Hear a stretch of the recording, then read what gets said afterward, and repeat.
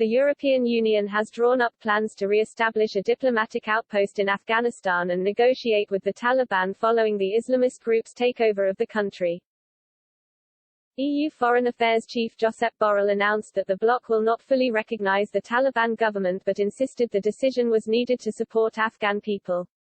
He suggested that engagement would depend on the Taliban meeting a number of EU demands. These include preventing Afghanistan from becoming a base for the export of terrorism to other countries, and respecting human rights, the rule of law and free media.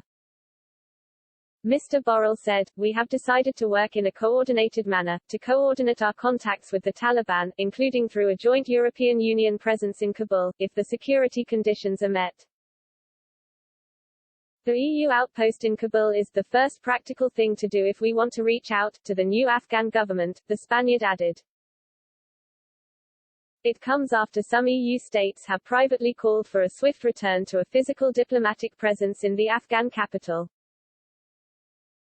The announcement came after Kabul's airport was partially reopened after it was abandoned by US-led Western forces. Afghanistan's national carrier, Ariana, has resumed some domestic flights and medical supplies are arriving from the United Arab Emirates. A technical team from Qatar is on the ground assisting with airfield operations but no announcements have been made on the resumption of international flights. Russia and China are also moving to enhance ties with the Taliban government in Afghanistan. Russian President Vladimir Putin said last week that Moscow wanted the Islamist group to join the family of civilized nations. Russia has no interest in the disintegration of Afghanistan, he added. Moscow has not yet signaled whether it will officially recognize the Taliban, but it has flirted with the group for years through its embassy in Kabul. Russian diplomats remained in position as Western countries evacuated their envoys. China has also promised Taliban leaders that Beijing will maintain its embassy in Kabul and increase humanitarian aid to Afghanistan, according to a Taliban spokesman. Suhail Shaheen said, "Our relations would be beefed up as compared to the past."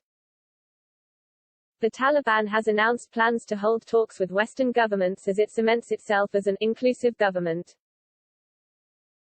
Abdul Was Bahir, a civil society leader from the Taliban's spiritual heartland Kandahar, said the group wanted to win diplomatic recognition from countries that have closed their embassies. He said, "They want the diplomats to return. They want to pave the way for talks with the West."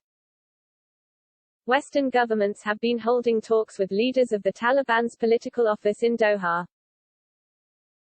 Markus Potzel, Germany's ambassador to Afghanistan, said he held a constructive meeting with Mohammad Abbas Stanazai, deputy director of the Taliban's political office.